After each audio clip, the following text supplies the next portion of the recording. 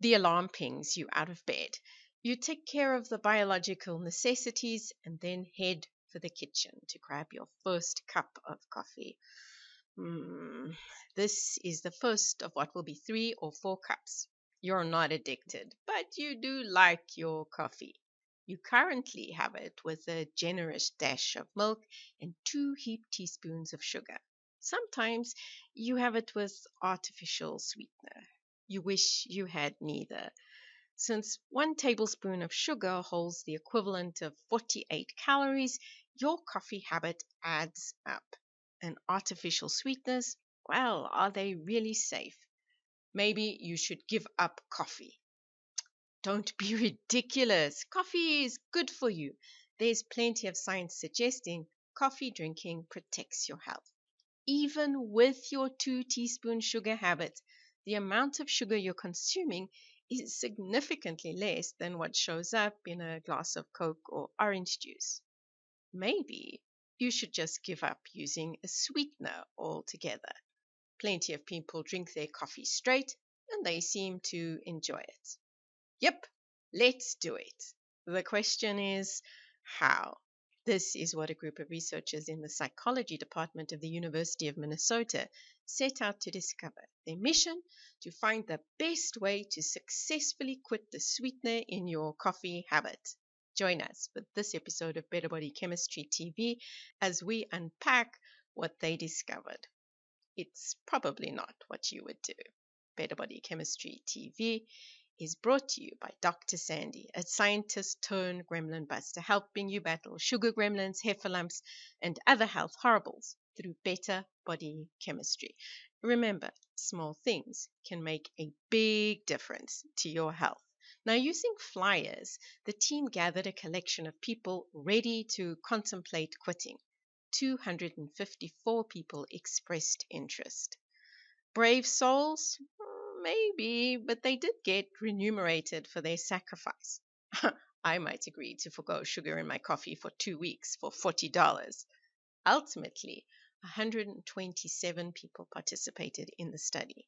They were an eclectic mix, and they were randomly assigned to one of 3 quitting sugar plans. Plan A, a gradual tapering of the dose. The team had the elves working in the lab create customized packets of sugar. The sugar level was dropped by 1/6 every 2 days, and participants received their labeled packets and were sent on their way. Now, this is the way I would do it, if only I had an elf on the shelf. Plan B, well, was delighting in coffee. This was the technique our team was rooting for. Remember, they were psychologists. The thinking behind this strategy was if you stop and smell the coffee, coffee without sugar will taste just as good as coffee with sugar. And to see the good in every cup of coffee, the team hired a professional barista to give the participants in the group coffee tasting training.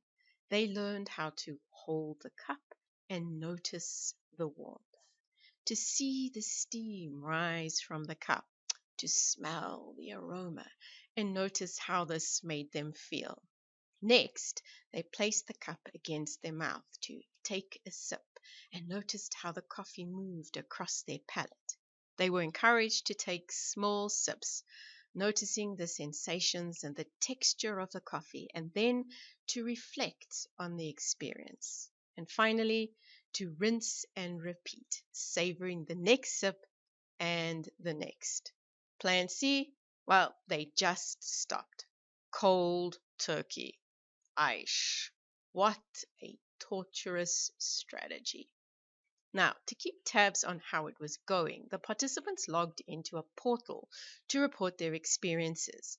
The enjoyment of the first cup of coffee consumed each day during the 14-day intervention period was rated immediately after consumption. Here are the results. There's no surprises. Coffee without sugar tastes awful. Whether you are being mindful, which is the blue line, or mindless, the green line. But you get over it after a few days. And if you're deliberately working on experiencing the coffee charm, sugarless coffee becomes more charming sooner. But imagination does nothing to buffer the shock to your taste buds initially.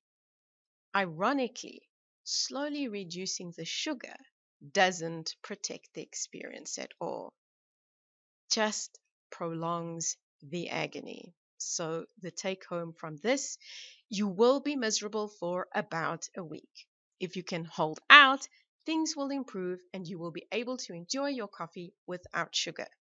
It can be done. And going slowly does not offer any real advantage, particularly long term. Our team checked back with the quitters after the intervention to establish who among them had been successful long term. The graph shows the percentage cups of coffee that were consumed sugar free.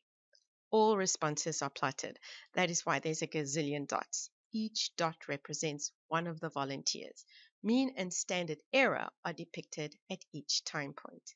It's clear there was an improvement across the board. On the plus side, there were some superstar successes. On the downside, there were some complete failures. Oh dear. Quitting sugar is clearly not easy. On average, all of the people who made the attempt were consuming less sugar. Our team did the maths. Calories in had dropped, taking into account the number of cups of coffee consumed per day, plus the amount of sugar they used per day before and after the intervention. The number of calories participants saved each day was calculated. It turned out to be 53 for the mindless group, 36 for the cold turkey group, and 21 for the gradual reduction. So the best strategy? To make the transition a little easier, it pays to encourage your tongue to see the big picture by noticing the other sensory aspects of your cup of joe. Don't let lack of time, that is, the lack of ALV assistance, stop you from taking action. Taking it slowly will leave you going nowhere slowly. Make the investment. A week or so of unpleasantness can save you pounds of trouble and help you create better body chemistry and better health in the long run. Interested in discovering more ways to create better body chemistry or need a little help getting your body chemistry on track?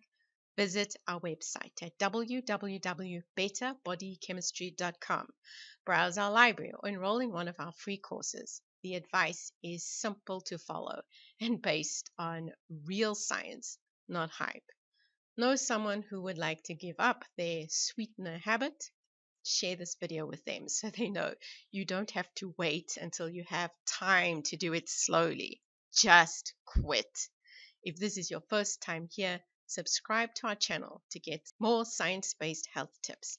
Thank you so much for watching, and I'll see you next time. Remember, small things can make a big difference to your health.